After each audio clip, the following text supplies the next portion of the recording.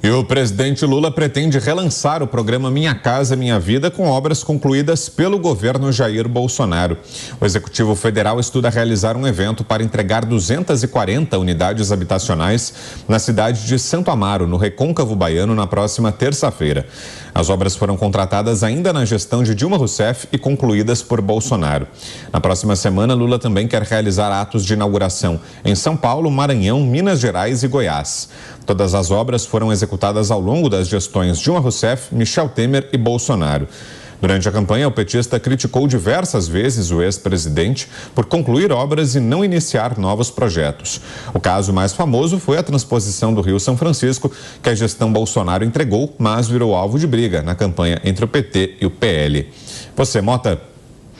Não há nada mais antigo na política brasileira do que essa pantomima de inauguração de obra, né? Quer dizer, exceto talvez pela propina. Talvez a propina seja mais antiga na política brasileira do que isso. Mas, de qualquer forma, a gente já tivemos várias obras artísticas que contam muito bem essa história. Uma delas foi uma novela, não sei se a nossa audiência vai lembrar, talvez não, uma novela chamada O Bem Amado, que tinha um prefeito, Odorico Paraguaçu, que representava a caricatura de todos esses políticos, né? E, pelo que eu me lembro, o prefeito Odorico Paraguaçu queria inaugurar uma obra, um cemitério novo que ele tinha construído. Só que tinha um problema, ninguém morria na cidade. Então o prefeito ficou com um problemaço. E quem tiver curiosidade, for olhar aí no YouTube as cenas da novela, vai ver a semelhança da oratória do Odorico Paraguaçu com várias dessas figuras que a gente comenta aqui todo dia, né? Tem uma outra obra também que me lembrou essa história. E foi um filme excelente, feito há muito tempo, chamado Bye Bye Brasil. Esse filme contava a história de uma trupe circense que rodava pelo Brasil profundo, pelo interior. Essa trupe circense era liderada por um charlatão. Se eu não me engano, o nome dele era Lorde Cigano, que era interpretado pelo grande José Wilker. E eu me lembro de uma cena bem específica, em que eles chegaram numa cidade, lá no sertão do Nordeste, um lugar desolado, muito pobre, muito quente, e eles queriam fazer alguma coisa para agradar ao prefeito. E aí, no meio do espetáculo que eles estavam fazendo, eles começaram a jogar uma coisa branca em cima das pessoas, fingindo que era neve. E eu me lembro dessa cena terminando com o prefeito entusiasmado na frente da população, dizendo: está nevando na minha administração. É isso. Diga, Zé. Pois é, eu vi pessoalmente, né, as idas e vindas da presidente da Caixa Econômica Federal ao Palácio do Planalto, exatamente levando ali como concluir essas obras, né, que foram projetadas no governo anterior. Eu, particularmente, acho uma medida muito boa concluir as obras inacabadas. E o ex-presidente Jair Bolsonaro fez isso muito bem. Na época, o então ministro-chefe da Casa Civil, Braga Neto, fez um levantamento geral. Eu tive a oportunidade de estar com ele naquela oportunidade e mostrou que algumas obras faltavam muito pouco, né? Que vieram lá do governo Dilma, do governo Lula e que não acabavam. Isso porque as obras, elas dão os 10% para o político no projeto, no início. Aí depois, quando há qualquer dificuldade, aí é filho sem pai, filho órfão, porque o Estado não quer colocar dinheiro à contrapartida, o município também não, e o Tribunal de Contas da União veta a possibilidade de dinheiro novo e ficam os esqueletos. A gente vê no país inteiro obras paralisadas, são mais de 4.000 obras paralisadas, e escolas ali ao lado de uma casa, e a pessoa tendo que deslocar-se para um lugar muito longe, tendo ali uma obra paralisada que seria de uma escola. Eu acho muito inteligente. Agora, acho que deveria ser, pelo menos, honesto, dizer: nós estamos aqui entregando essa casa porque ela foi construída no governo anterior. Era só ser honesto, só falar isso. Vamos lá. Quer falar, Pavê? O Mota, ele falou do Bem Amado, aliás, grande Paulo Gracindo. E além do Paulo Gracindo, a gente tinha o Zeca Diabo com o Lima Duarte, né, que era lá o bandidão da cidade. Eu lembro de outra, essa novela que partiu da obra do Dias Gomes. Dias Gomes tinha uma outra obra que também virou novela, com o mesmo Lima Duarte e com o Paulo Gracindo, né? Voltaram para essa outra novela, que é Roque Santeiro. Né? Se a gente lembra do Bem Amado, nesse caso, do relançamento do Minha Casa Minha Vida, o governo também ele lembra muito do Roque Santeiro, do mesmo Dias Gomes, que nessa novela, quem viu vai se lembrar, Senhorzinho Malta, personagem do Lima Duarte, ele era um coronel muito ligado a um deputado e estava fazendo de tudo para que saísse uma estrada que beirasse a sua fazenda. Nesse papo de novela, né, Cláudio Dantas, todo mundo quer aparecer no último capítulo, né, cortando a faixa, entregando os imóveis, né, aí não faltam personagens, né, Cláudio?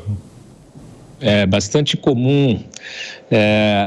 Essa história do Minha Casa Minha Vida, é bom trazer para o nosso debate aqui um aspecto que está presente em várias outras obras do país, que é a corrupção.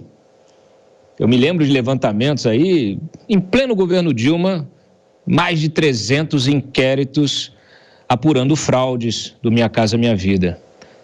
Eu tenho certeza que um de vocês aí, pegando o carro, viajando para o interior, já deve ter se deparado com condomínios do Minha Casa Minha Vida absolutamente fantasmas, abandonados. Eu aqui saio de Brasília, vou para uma região aqui chamada Cocalzinho e no caminho tem um exemplo acabado disso, está bem acabado, destruído.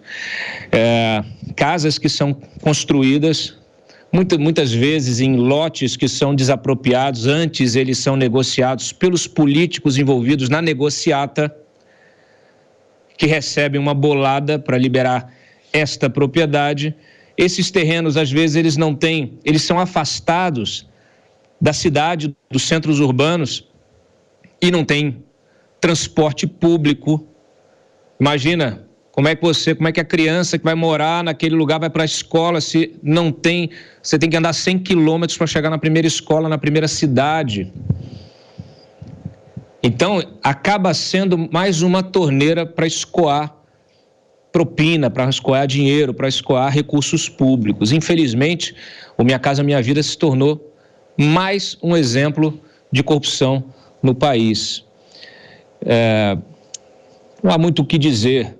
Essa tentativa do Lula de sair, com apenas um mês, sair inaugurando obras do governo anterior, é uma estratégia bastante batida da política também. De quando você não tem o que apresentar, você cria uma agenda positiva, você viaja, está indo para os Estados Unidos agora. Essa semana foi lá no Rio, foi em outros lugares. Já construíram uma agenda com pautas positivas para sair bem na mídia festiva, né? Que provavelmente já destacou um repórter para acompanhar as viagens do presidente pelo país. É preciso responsabilidade. Enquanto isso, os problemas persistem. E nós, como imprensa independente, precisamos ficar atentos e cobrar. O Congresso também está lá quietinho, está sendo provocado em temas aí bastante nevrálgicos, né? A gente comentou sobre essa história do Banco Central, esperamos que haja uma reação. Ontem, até no finalzinho do dia, o Rodrigo Pacheco, presidente do Senado reeleito, deu uma declaração importante, deixando ali claro que vai blindar o Banco Central dessas pressões. Por quê? Porque esses ataques, como eu já disse antes, vão nos fundamentos da economia brasileira, são ataques terroristas à economia. Não vai ter agenda positiva que acoberte a incompetência de um governo. Pois não, Pavê. Aliás, cabe salientar uma coisa, né? Lula vai relançar, vai fazer uma inauguração de obra acabada. Eu lembro no debate que teve uma cena muito interessante, no debate do segundo turno, meus queridos amigos, lá na Vênus Platinada, em que o Bolsonaro falou das obras que ele entregou, né? Ele entregou lá a questão do São Francisco, entregou tais obras públicas, e o Luiz Inácio Lula da Silva, ele ria, né? Não com ironia, mas com sarcasmo. Porque a ironia é algo inteligente, o sarcasmo é algo cruel. Ele ria e falava assim, mas quem começou essa obra fui eu. Quem começou esta obra foi o PT. Quem começou essa obra foi o PT. Então o PT, se ele começa, ele nunca termina. Nunca termina. E eu fiz o cálculo. Se eu pegar 8 anos de Lula, se eu pegar 6 anos da Dilma, eu tenho 12 anos de governo. Se eu separar percentualmente uma obra, as obras do PT, elas levam 6%, elas ficam prontas de 6 em 6%. Ano em ano, elas vão ficando 6% um, 6%. Aí chega outro presidente e termina, ele ainda tem a disfarçatez de dizer quem começou a obra foi eu, mas não terminou, cara pálida. Não terminou. E a gente sabe muito bem que um dos maiores escoadouros de dinheiro público neste país em obras públicas são contratos de aditamento em obras públicas. Portanto, quanto mais se demora numa obra pública, mais problema se tem e mais vantagem leva aquele administrador não republicano dessa obra.